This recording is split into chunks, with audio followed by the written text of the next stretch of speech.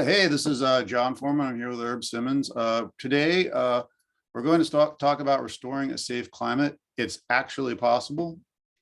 So, uh, happy to have Herb Simmons with us. He's a great guy I've known since I interviewed him a long time ago, back in 2018. He really woke me up to the severity of the climate crisis, but also, more importantly, the fact that we can actually solve it.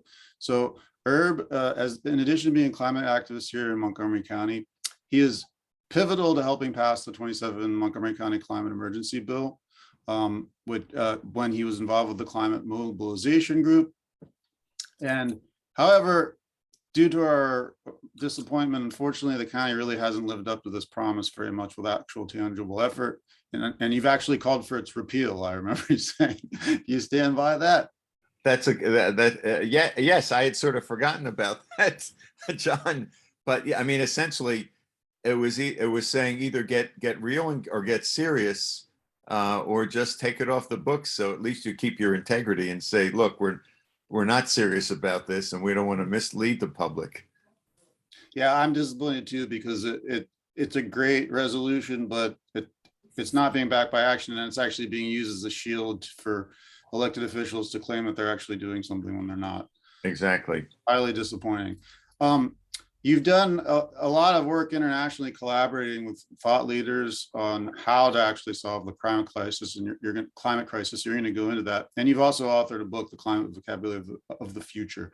Is there anything else you want to add that's important about your background before we get started? I think those are the key things, except to say I'm now working on the second edition of my book, and I hope to have the draft to go to the publisher in a week or two, and I'm excited about that. And I guess looking at this slide, what I've become more and more convinced, looking at the county's inaction, at least relative inaction, is that I would actually delete the second bullet under cut GHG. No, delete that, because that's only sort of there to kind of mop up the emissions that aren't taken care of by 2027. But what's happened tragically and is that both the elected county officials, whether it's the county executive or the council, and I'm sorry to say, the climate activist community by and large, have shifted to focusing on 2035, ignoring the only important goal, which is the 80% by 2027, because the physics of climate, the fact that carbon dioxide remains in the atmosphere for hundreds of years, and that we're reaching tipping points all over the planet that could be irreversible, means that it's extraordinarily more important to remove emissions or to avoid sending them into the atmosphere now rather than 5 or 10 years from now. It's something that's sometimes hard for folks to understand or remember. So the only goal that counts is the 80% goal, and that's the one that everyone virtually in Montgomery County pretends doesn't exist. Yeah, we only have 5 years. Can you tell us about the physics and why that's more important than the 100% goal? Well, again, because we've got all these, I mean, we have our worldwide goals set under the Paris Agreement of trying to keep temperatures to no more than 1.5 degrees centigrade, which is a roughly close to 3 degrees or a little over 2.5 degrees Fahrenheit increase.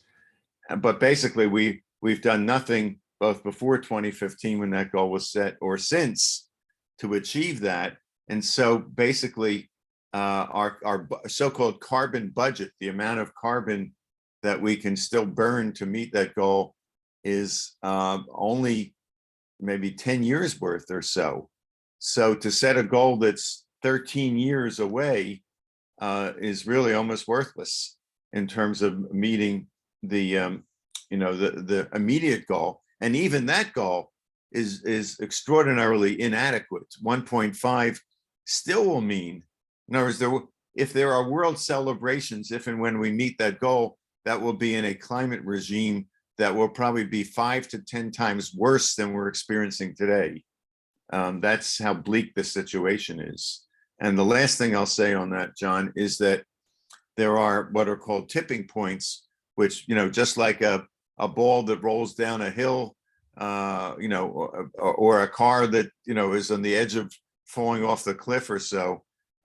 We have that with major ecosystems like Arctic ice and the Amazon and permafrost and in the northern climates and so forth, that if and when they reach the so-called tipping point, and some scientists think we're already there, they will continue on no matter what we do. Just the way once a ball starts rolling down the hill, it's too late to, you have to, unless you can get in the hill and stop it, it's not going to stop by itself. So that's why it's absolutely critical that time is our enemy. Basically, the single most critical factor is time. And so that's why 2027, and those of us who put together that goal and asked the county to do it, we actually asked for the county to have a 100% greenhouse gas reduction goal by 2027. And we actually had a couple of council members agree with us, including the now county executive, Mark Elrich. And so, but again, everybody's forgotten about it. The campaign websites of Mark and Hans Riemer, the two county council and members and former council members running for county executive, don't even have the word 2027 on their website. They have erased it from memory. It's hard for me to say it without just being extremely distressed at that. So that's a longer answer than you were looking for, but I think it's so critical. If nothing else, anyone watching this, if nothing else, if you can remember and internalize the need for immediate action, even if it's imperfect, even if it's less than what you would ideally want, time is more important than perfection at this point. So we need to act quickly to prevent these feedback loops from taking place, for the Arctic ice from melting, from the rainforest, for once they get cut back to a certain extent, they become carbon emitters instead of CO2 sinks. And then the horrible thing with the permafrost and the release of methane, which is roughly 10 times greater short-term warmer of the atmosphere. If the permafrost is melting and the Arctic's melting, the methane can be released right through the ocean, through the permafrost, resulting in absolutely horrific and very fast, potentially unstoppable warming, correct? Yeah, and methane is actually, depending upon what time period you look at it, it's actually as much as 86 to 100 times more heat inducing than carbon dioxide. Oh, wow. So that time was way off. Okay, I didn't know that. That's why we're doing these discussions. So just to give people a sense of what we're going to talk about. So we're going to continue to talk about how horrific things can get if we don't act quickly. And then we're going to talk about why the current solutions fall short, which you've already touched on a lot. You had highlighted in a discussion we recently had about the misunderstanding people have, even climate activists, about the severity of what's going on, but also a misunderstanding about what you were just talking about, how severe these feedback loops could be once they kick in. And then we're gonna get in the most important part. We can fix the problem. If we can convince everybody that this is critical, that we need to act quickly, there are solutions to this, and you're going to go through some very cutting edge things to help resolve those issues, and the three pillars of what's, in a very equitable way, how it can be done. That's basically the agenda. So should we talk more about, let me give you my understanding, you correct me where I'm wrong or pitch in where you want to communicate. But okay. Part of why I'm an activist is because I'm absolutely horrified and by the fact that it's not just our kids that face this, it's us. I mean, we could be done in 20 years, the end of organized life on Earth, if these feedback loops kick in. We're talking about drought, crop failure, which leads to famine. We're talking about fire, which leads to all sorts of horrific things, floods, tornadoes, hurricanes, deadly wind and rainstorms, millions of people displaced, which leads to war and needless suffering and so far, and basically the end of life on organized life on Earth if we don't address this problem. And that could happen a lot sooner than people think, because the one thing that keeps coming through to me is that the climate scientists keep saying, oh, well, it's worse than we expected. For example, Michael Mann recently, I heard him talking, he was referencing the heat wave that happened last summer in the Northwest and other places where in Portland and so forth, it was, above like 110 degrees Fahrenheit. And he said, well, gosh, I think we need to look at our climate models because they didn't predict this. So that's just one example of many, many, many different things where people say it's worse than we expected. So we need to really treat this as though the science is a little bit behind maybe the curve. They're not predicting how quickly things can come to an end. Mhm. Yeah, I mean, that's wrong, right? absolutely right, John. And it's actually it's a mystery that I haven't been able to get an answer to. And I've asked climate scientists. They've actually been very accurate over the last 25 years in projecting the level of temperature increase, way back to James Hansen and others in the 1980s.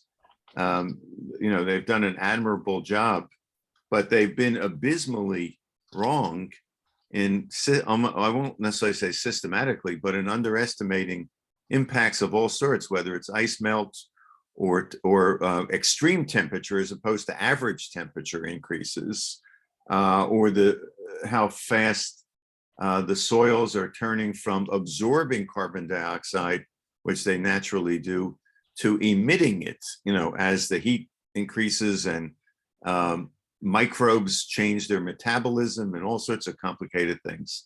So you're right that basically we're almost in uncharted territory, but for two reasons. Number one, because even if you look historically at the millions, hundreds of millions of years, the record, as best as we can figure it out in terms of geology and the carbon labeling, all the rest of the sophisticated techniques to try to reconstruct what happened hundreds of years ago, we've seen times when we've had temperatures this high or higher multiple times. But what, as I understand it, what we have never seen before is how rapidly they are occurring, how rapidly the concentration of carbon in the atmosphere is increasing. So in a sense, we're worse than ever, as far as we know, in hundreds of millions of years. That's the first thing. And the second, as you pointed out, is that the models and the studies and all we've done, for some reason, have not been able to accurately project how quickly and how severely this stuff is happening. And it's happening much worse. So you put that together.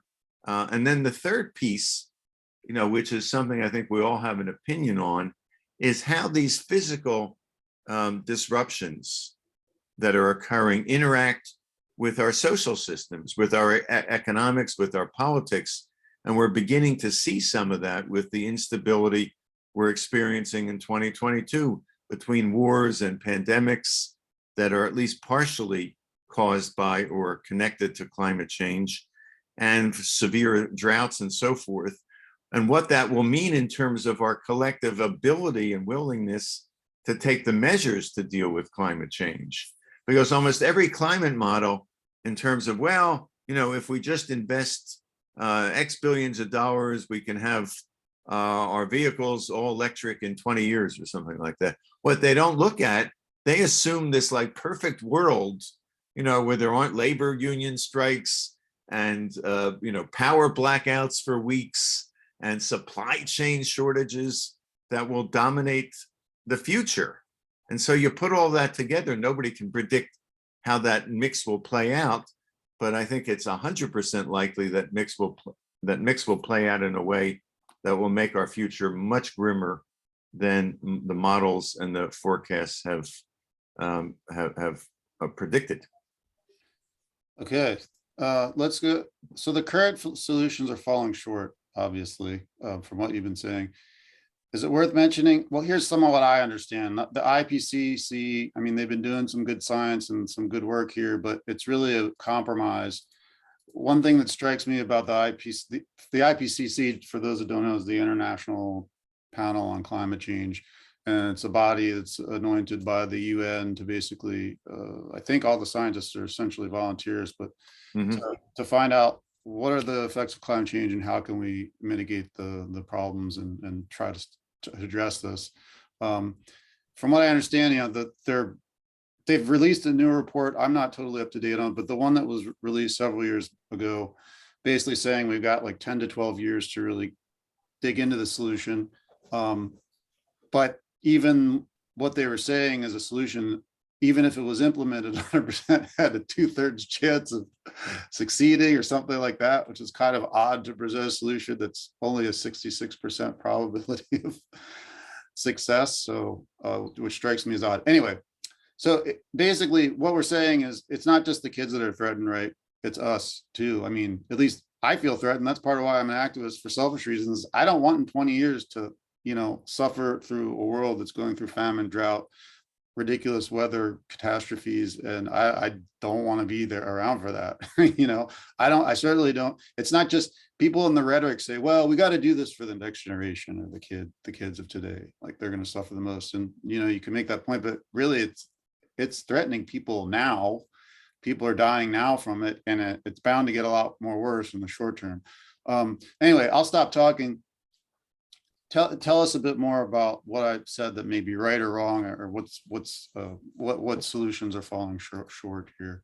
Well, maybe this is the time to begin to sort of lay the groundwork for what I'll be talking about next, which is the proposed set of solutions or actions that a number of us believe can reverse climate change. Let me set the context for that. Basically, the model by which the world community, the IPCC, national governments, climate scientists, climate activists have focused on to the point where it's like fish swimming in water. You don't even know it's there because that's all that has been presented, is that the answer to the problem is through sharp cuts in greenhouse gas emissions, not just CO2, but as we said earlier, methane, nitrous oxide, hydrofluorocarbons, and others. And basically, what that solution is, and this may sound really arrogant or deluded, and I hope we don't lose people if you're watching and hear what I'm about to say, but that's really the wrong approach, or at least it's a highly incomplete approach. Focusing on emissions alone is yes, what I've termed ERA, emission reductions alone, is the model. And the reason is, if you think about it, the problem is because carbon dioxide remains in the atmosphere for hundreds of years, we have what's called a stock problem. It's the amount of CO2 and the other greenhouse gases that are in the atmosphere. Essentially, you could say the thickness of the blanket that's over the entire planet. Think of a blanket around the planet that's heating us up, right? And every year we make that blanket about 1% or no, 0.5% thicker or so. We add 2 parts per million of CO2 and there's already 400 there, right? So each year we only increase the thickness of the blanket or the amount of heat, trapping a building by 1/2%. And yet that's all we focus on, is to try to reduce that 1/2% to 1/4%, and eventually zero. But the blanket is still there, John. The blanket is still there. That's what's causing the problem. I mean, excuse me if I sound a little animated when I say that. And so until we find a way to dissipate or remove that blanket, we're going to continue to have increasing climate chaos, whether or not we reduce the emissions, because that's only at the margins. And yet the climate community has been so hostile until recently to the idea of removing the carbon from the atmosphere. And the answers given are things like, well, it'll distract us from emission reductions. I guess my answer would be, it doesn't have to. And even if it does, it's more important. Or that it's too expensive. Like it's too expensive to save life on Earth is essentially what we're saying, or what some people are saying, right? But we'll only be willing to save the human species and most other species if we can make it cost competitive, right? With going out for dinner tonight or something. You know what I mean? In other words, which is the absurdity of neoliberalism, that everything is, it's like, who was it that once said, the price of everything and the value of nothing. So basically, that's the dilemma, is more and more of us are saying, you got it wrong, guys. You got to take the CO2 out of the atmosphere and, of course, reduce emissions. So let me stop there. Okay. So I don't know if we need to talk about this more, but folks are misunderstanding the severity of the problem. I think we went through that. So Yeah. Is there anything you want to add to it? No, I think I've really, illustrated. I mean, I think we both have, in terms of, just to summarize, that these impacts are getting worse and worse. And even, I think that, I guess the point I would make, even if and when we achieve zero emissions, which is, the sort of the goal, the big prize, the Nobel Prize, if you will, which we've made no progress towards in 30 years. Even if we achieve that, we'd achieve that at temperatures that are dramatically higher than today, 1.8, 2, 2.5, 3.0, so that life on the planet would be a lot more horrible than today, even if we succeed. So what does that mean to even succeed? And imagine, the earliest that people have said we could do that is 20 or 30 more years, the middle of the century. And imagine year after year living with increasing, it'll probably be 10 or 20 years before there are no trees left in the western part of the United States. Every summer is worse than the summer before. So this model of what I see over and over again in articles that I read or talks by climate scientists, our goal is to avoid the worst. It's not a very inspiring goal, because the worst is essentially extinction. Yeah, no kidding. Good point. Do you want to talk more about this? I guess this is just one example of the existentially, unimaginably horrific, I don't know what other words to use, I probably could come up with some, if we don't get our climate under control rapidly, is the fact that Arctic ice acts to essentially stabilize the entire climate system. It's very complicated, but it affects how winds go from the equator up to the Arctic. It's one of the reasons why we often have these cold spells now, more and more in the winter, why we have stalled heating domes like in Western Canada last summer, and all the rest of it, because of the Arctic ice melt, which increases the temperatures in the Arctic by 3 or 4 times more than the rest of the planet. And as the ice melts, the hotter it gets, the more ice melts. The more ice melts, if you think about it, the more you have open ocean, which is darker. And if you wear a black shirt in the summer versus a white t-shirt, we all know that you're going to be cooler in your white t-shirt than the black shirt, because the black absorbs heat. So a dark ocean, a dark blue ocean in the Arctic, more and more will absorb heat, melting ice even faster. And once the ice is gone, there'll be nothing to cool the Arctic. And a recent paper from a couple of years ago estimated that will essentially be equivalent to increasing the overall level of heat in the atmosphere, equivalent to maybe 20 years worth of planetary greenhouse gases. Essentially. Let me stop you there. I want to make sure I understand that. So that means, like, as soon as all the ice is gone, all of a sudden it's like we get 20 to 25 years of sort of warming that happens instantly. Well, in fact, I've actually even tried writing to the author. It's not clear how instantly it would happen, but it would set in motion essentially a process that would lead to that essentially would not be able to be stopped by humanity. So I can't tell you exactly how long that would take, but it wouldn't be hundreds of years. I mean, it would be relatively quickly. And again, that's one example of the catastrophes that allowing heating to continue, which it is. So essentially, that's That's why that's so important. We absolutely, well, I'm gonna let you keep talking here. So let's keep going here. So Okay. let's get to the hope here. We can solve this problem. And you've been talking with lots of folks internationally, studying this, going to conferences. As far as everybody I know in the climate activist community, is why I wanted to have this discussion, is like you seem to really have your head wrapped around this. And you're also a continued learner. You're not stuck on the old way. It's really easy for us to just get stuck in our habits of thinking, to say, well, because that's what we hear. I mean, if you listen to the media and you listen to people's rhetoric in the climate activism community, or even in just regular political discourse, you know, it's focused on emissions reductions, but that's not enough. So tell us what your thoughts are on that, what we need to really do. Okay. Firstly, these three pillars I've called, it's my own term, but it's being picked up. I've called it the climate triad. If you want to add that to there,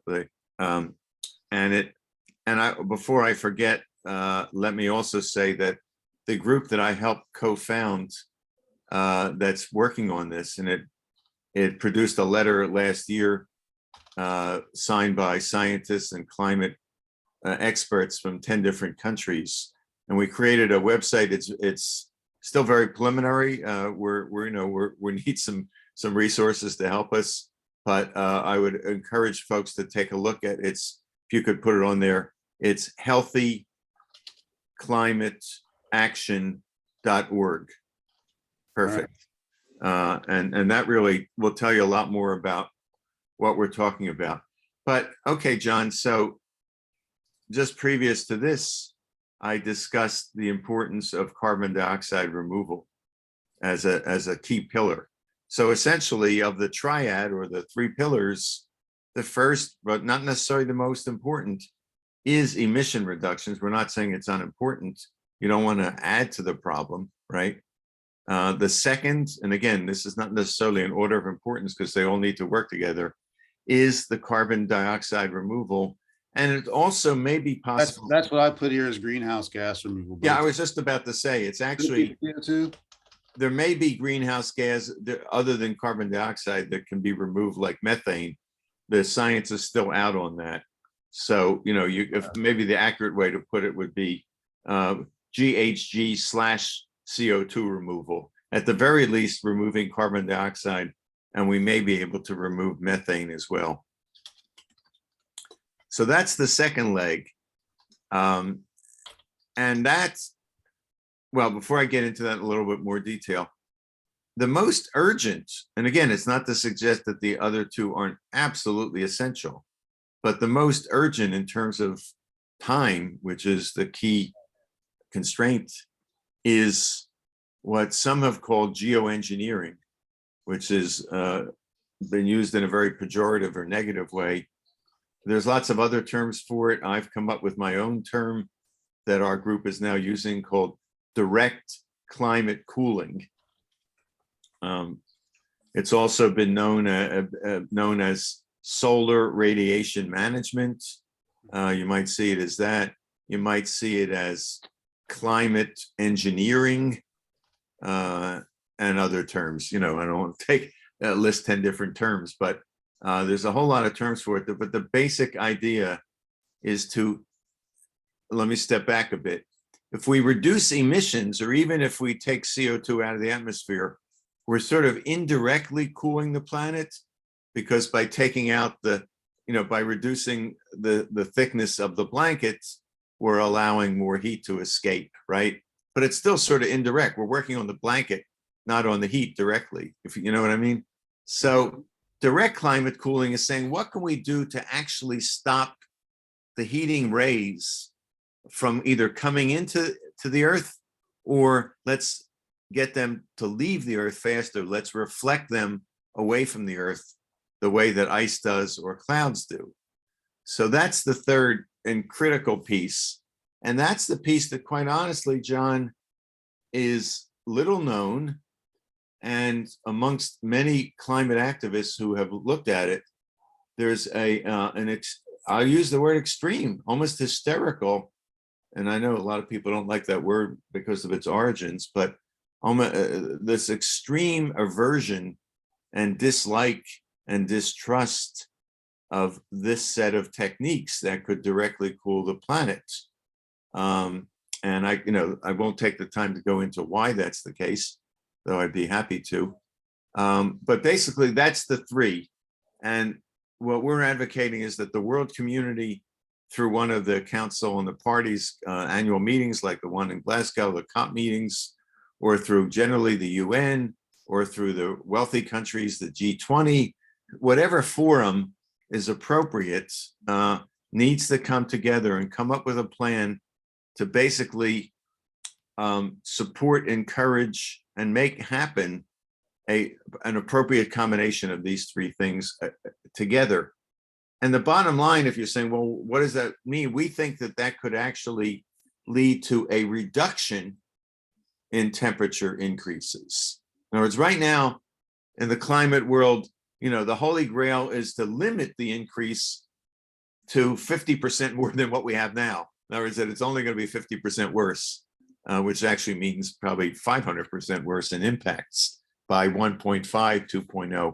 We're saying is you can actually get the increase to go, and right now we're at about 1.1, 1.2. You could get the increase to drop to below 1, and maybe even this close to 0, meaning no increase in temperatures, meaning to go back to where we were in the early 20th century when some of the older folks like myself were born, or even to pre-industrial times. That's how powerful we think these set of techniques, if employed urgently throughout the planet, can be. And that's what I mean in the title of this discussion with you, John, today. What I've meant by restore a safe climate is, or safer, is restore a climate that has temperatures and a climate similar, not exactly the same, but similar to the one that existed in the middle of the 20th century. Okay. So that's a long answer, but I think I tried to focus on what the three components are and their rationale. So emissions reduction is making our blanket smaller. We're under the blanket. It's making us. No. Emission reductions is keeping the blanket from getting larger. Oh, okay. See, that's the important distinction. The emission reductions keeps it from getting 0.5% larger every year, because that's what happens now. It gets 0.5% larger every year. Right. You have to draw down to make the blanket smaller. Right. The removal is to remove the blanket over a period of time. And cooling is just saying, well, we can't remove the blanket quickly, so what we have to do is put up a fan in the bedroom or an air conditioner to yeah, essentially, that's right. Put up that planetary fan to buy us a couple decades so that we can get on with taking the blanket, deconstructing the blanket and removing it from the atmosphere. Okay, so as I understand it, this is technically feasible, but extraordinarily expensive. And to do it at scale, we don't know how to do it yet. So that's the long-term solution. But yeah, let me just say it is very expensive, but solar panels and wind were equivalently as expensive 20 years ago. Mm-hmm.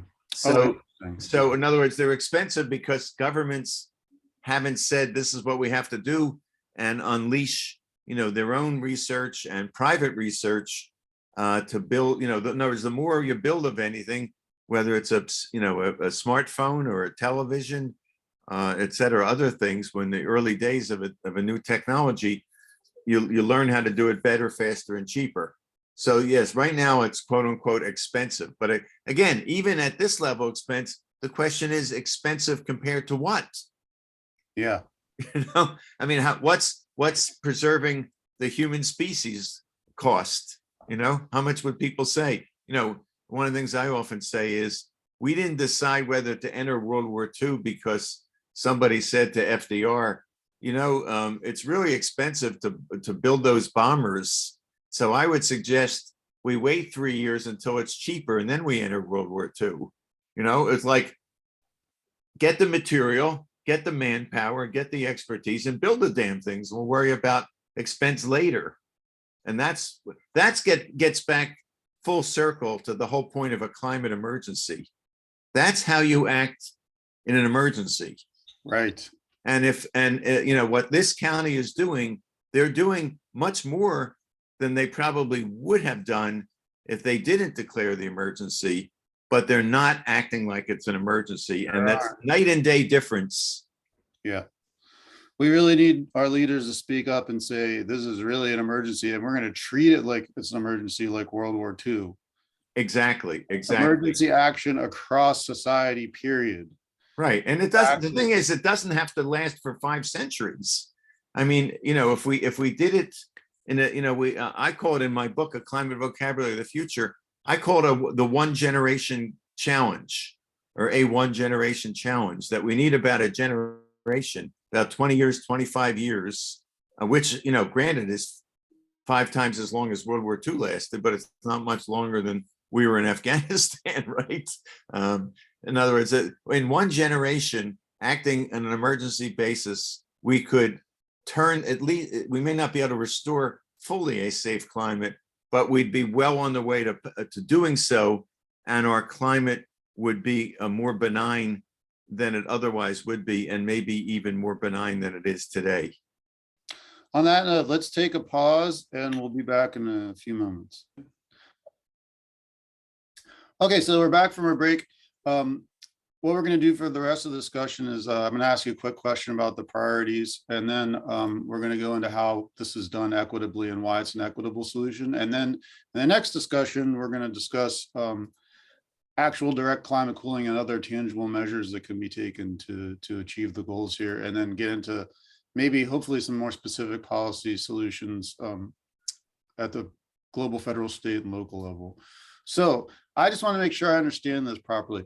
It sounds like the most really urgent and critical thing is, and I know I hate to say it that way because it's kind of like everything's important. They're all 3 important, but based on what we're discussing is that we really need to get moving on the climate cooling thing, because even if we're successful at emissions reductions, we still face this huge problem of our temperatures being hotter than they are and continually getting hotter, because we're not going to have an ideal solution where we automatically tomorrow have 0 GHG emissions. It's not going to happen. We obviously want to do it as quickly as possible, but the reality is, even if we move very, very fast over a period of several years, we're still putting more GHG into the atmosphere, making our blanket bigger and making the temperature go up. So we really need to focus on this so we can prevent those horrific feedback loops from taking place. And also, we're not really in a safe climate right now. And then in the very long run, we need to remove the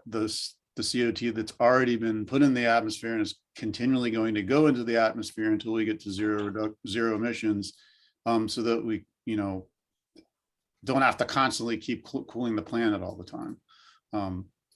Did I get that right? What did I get? Yeah. And how? You did an excellent job there, John. The only small thing I would say, instead of saying in the very long run, the CO2 removal, we need to start on removing the blanket and taking the blanket apart now as well, because it will take a few decades at best to do that. We can't afford to wait.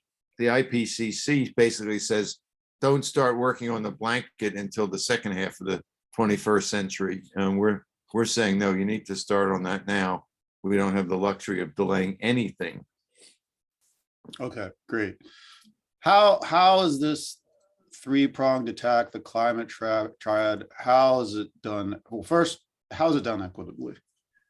Well, I think it's important to focus first on something I think that many climate activists are aware of, and that is that the dynamics of the way the climate crisis has developed is the most inequitable situation imaginable, in the sense that it's been the global north in general, and with the US in the lead, if the lead is the right word, in particular, that is basically responsible for the climate crisis. The US has emitted historically about 1/4 of all emissions. And because we're wealthy, we have the best ability to defend ourselves from the consequences. Yeah. though our incompetent government, would certainly question question that conclusion I just reached. If you look at Katrina, for example, there wasn't much competent. Our wealth didn't help us much there. But putting that aside for a minute, and the consequences are felt by the people with the least resources and who did nothing to bring about this crisis.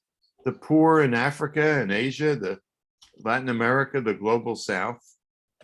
And so anything that we can do to alleviate the climate crisis more comprehensively and more quickly will, by definition, have more benefit for those who will suffer the most and who have caused the least problem. So to the degree to which the global North countries, the wealthier countries, the EU and the United States and Canada and Japan and South Korea and those countries can take the lead and pay for the cooling that's needed and the carbon dioxide removal that's required over a few decades, the benefits will accrue more to the others who are suffering the most.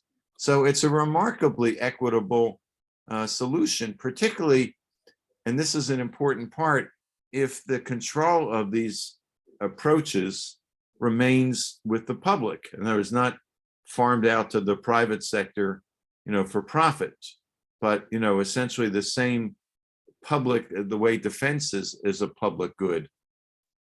So that's why, and yet it's often criticized as being inequitable because it's by people who don't trust. Well, it's only the rich white men in the North. We're talking about direct climate cooling being well, both direct climate cooling and also carbon dioxide removal are often perceived as, well, these are just rich white guys in the North who want to do it and make a buck. And again, I think it needs to be under public control. So, the number of bucks that are made is limited. But, I think you have to look not at who wants to do it, but what the results would be. But that's a conversation that's been a very difficult one to have. The other reason why there's so much resistance to this and why it's not seen as inequitable, and many people would reject the argument I'm making, is that there is an increasingly widespread distrust, if not phobia, towards technological approaches. They're seen as not something to trust, that have failed in the past, that are just there to make money for people. And so instead of looking at them one by one, sort of objectively, they're dismissed. And what you often hear is a saying that, quite honestly, John, really annoys me when I hear this, because I think it's, and I'm sure anybody listening who uses this saying will be annoyed at me in criticizing it. But it's often, people will say, we shouldn't use the same mindset that got us into this problem to try to get us out of the problem. And I don't know what in the world that means. To me, that has, I understand, conceptually where it comes from, but if technology got us into this problem, that means we can't use technology to get out of it. That's essentially what people are saying. And, I think that's I think that's cutting the sort of the baby with the bathwater. It's throwing out potential solutions that can save the lives of hundreds of millions a year of people. So let me stop there. Yeah, so I suspect that one of the reasons activists and other people have a visceral reaction, as you described earlier, to geoengineering, and related to the comment you just said, is because there could be unintended consequences from technological intervention that parallel there was certainly, when people started burning fossil fuels, that was an unintended consequence. Like initially, and obviously it was discovered, but initially it wasn't really clear that would have such a profound negative effect on the planet. So I guess, do you think that's one of the reasons why people have that reaction? Yeah, sure. And what we're saying, our group, is that not that these things could just be deployed tomorrow, but that You an mean the intensive, healthyclimateaction.org group? yeah, that and other, there are other groups. We're not the only group. We're one of the few, unfortunately, but we're not the only group of folks saying this. Is that a crash research program, I mean, should be instituted to do whatever additional research and field testing is necessary, and then to all these techniques, and then essentially the world community in as objective a way as possible should then evaluate the risk versus the reward. And rather than right now, which is sort of putting them aside without even looking at them closely, just dismissing them almost out of hand, we're saying because clearly there will be unexpected and unintended consequences. The real question is, are they likely to be worse or more catastrophic than the guaranteed catastrophe that's happening right now? And that's the question, I think, that is a very difficult question to answer. But right now, we don't have the information we need to balance the two. Are there other sort of geoclimactic reasons why the global south is suffering more from the climate crisis than the global north? And because, for example, due to the fact that Ukraine and Russia supplies something on the order of a third of all sort of wheat, I know sunflower oil to a certain extent, products to countries in the Middle East, there's a major crisis going on because of that. The food's not getting to where it normally would go.